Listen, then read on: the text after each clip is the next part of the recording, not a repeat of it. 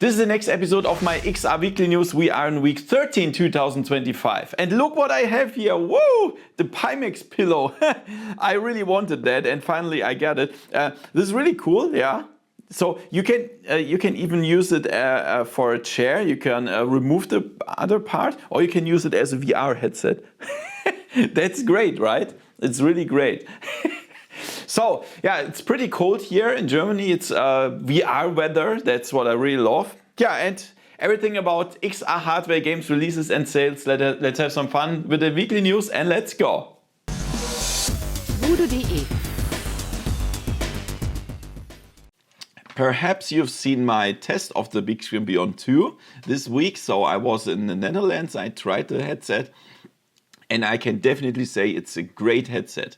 And obviously the people think the same because the Bigscreen Beyond 2 was sold in the same amount in the first 24 hours than the Bigscreen Beyond 1 in 6 months. That's insane, right? That's really cool. And I can definitely confirm it. It's a great headset. And there's no other headset that's so light and has such a big field of view at the same time. That's really great, and I can definitely recommend watching my test video. Yeah, and if you want to buy the headset, yeah, check out the link in the description below. I can support the channel a little bit.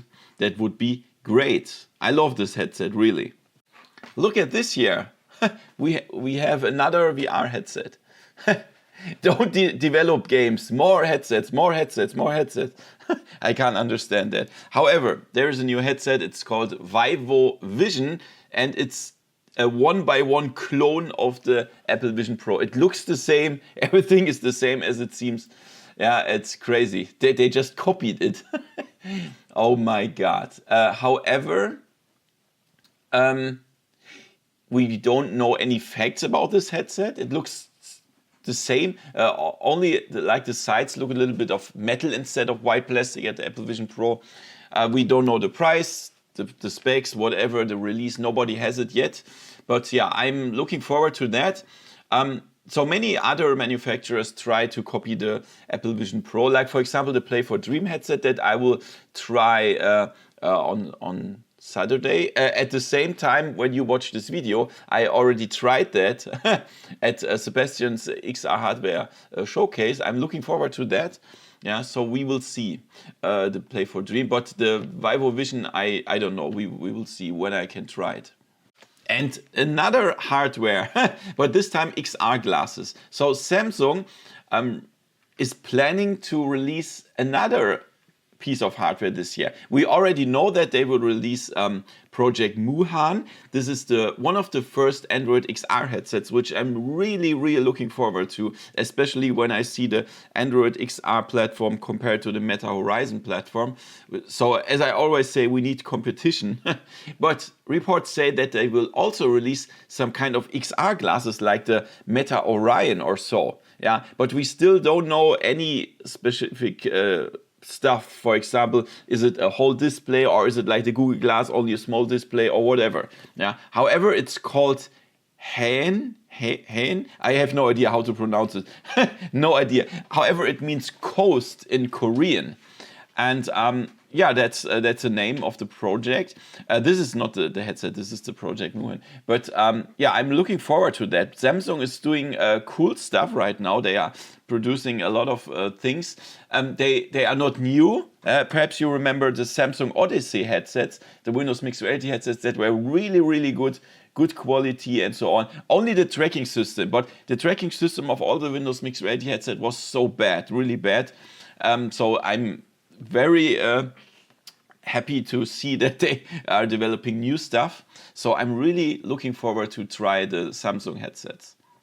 So I showed already the Orion Drift game on my channel. Perhaps you've seen the video. There's a really nice social VR game where you have a ring world and then the movement is like in Gorilla Tag with your arms, but you can also fly around and you can participate in tons of mini games and whatever. And there's already the first update and that is called Capture the Beacon. Yeah, so it's likely capture the flag, and that means you have to transport like a small device to your home location. Yeah, and the other group has to avoid that, of course, that you can bring it there.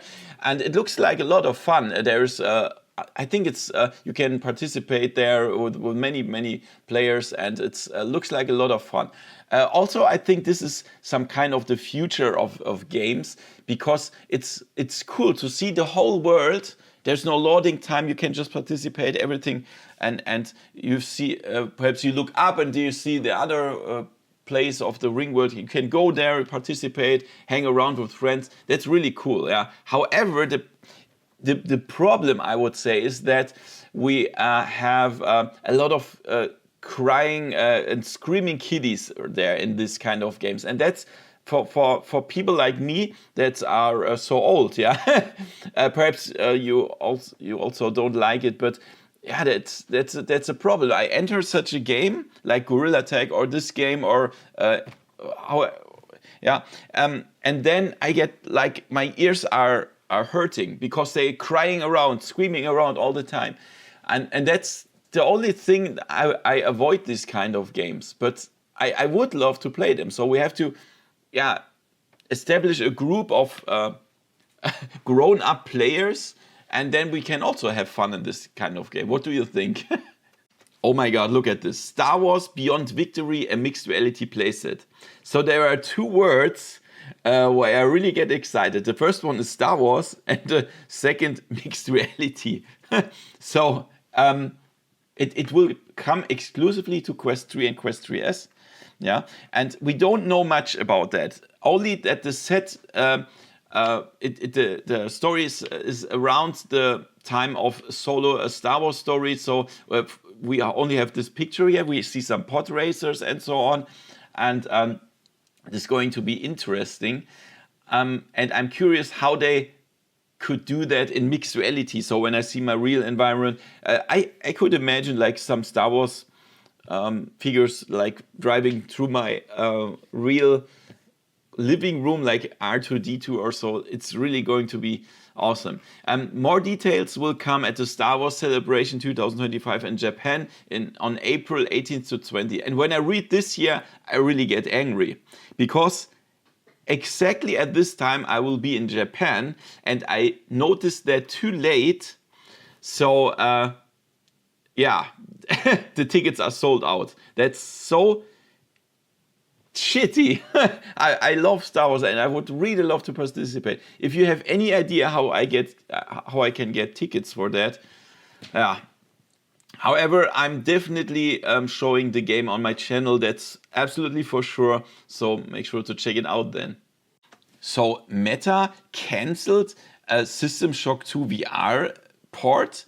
This is crazy. I didn't even know they do that, and now they say it's cancelled alongside with a ton of other projects.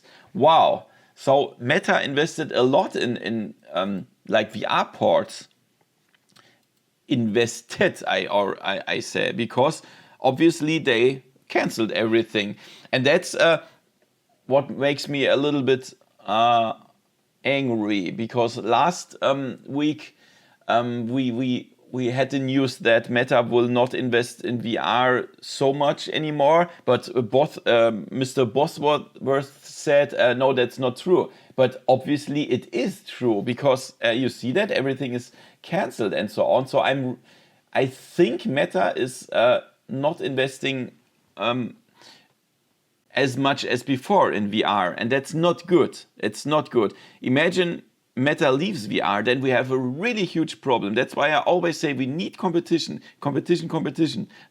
So I'm hoping for Google. Please, don't fuck it up, Google. Yeah. I wish I would know the other projects that were cancelled. Yeah, and I hope perhaps in the future, they will continue to develop some kind of stuff. And let's check out the releases this week. Not much on Meta. We have The Living Remain. This is a zombie single-player action adventure. Then we have Brick Blaster on Steam. This is a casual block blaster game. Then we have electrician simulator. If you ever wanted to play an electrician, you can do that without getting an electroshock. Then also The Living Remain on Steam. Then VR Japanese Sharpshooter on Steam. That's an action game, of course. Then on the PlayStation VR 2, we have Hitman World of Assassination. Yeah, I showed that on my channel. It looks fantastic on the PlayStation VR 2. However, the controls are not really 100% VR. So sometimes you have to just push a button to do things. It kills the immersion a little bit. But try it out. It's definitely a nice game. Then also Underdogs, I showed that on my channel. You have to use like big machines to crush other machines. Then also Electrician Simulator and Supermarket CEO Simulator. Yeah, that's, of course, Supermarket Simulator. Yeah, that were the releases this week. And let's check out the sales. As always, if there is no sale, you still get 10% off every MetaQuest game if you go via my link list in the description and in the pinned comment. So we have Unplugged, a music game, $9.99. Sky World Kingdom Brawl. This is a strategy game, $3.99. Underdogs, mech brawler. It's $19.99. Fisherman's Tale 2, nice puzzle game, $9.99. Hellsweeper VR. This is a roguelite action game, $17.99. Then on Steam we have the 7th Guest VR, nice adventure, 50%. Then we have Iron Guard VR, strategy game, 50%. Then Mask Maker, nice adventure, 80%. Fisherman's Tale also here, 50%. We have Hellsweeper VR also here, 55%. Townsman VR, everybody who liked Black and White, you should definitely try it, 50%. And then Arizona Sunshine 1 is 70%. And on the PlayStation VR 2 we have Jurassic World Aftermath, 80% of Dinosaur Adventure, and After the Fall multiplayer zombie shooter, 60%. So guys, I will be at the event there at Sebastian, and I'm really looking forward to show you all the hardware videos in the upcoming days and some cool videos, yeah. So keep an eye on my channel, that's very interesting. And I get the Megan X Superlight 8K. I will bring it home and then I will take some time to do a review. So it's also interesting, the comparison between Bigscreen Beyond 2 and Megan X Superlight, because they are both small. So keep an eye on my channel. Make sure to subscribe, hit the bell, and see you next time in virtual reality. See ya. VoodooDE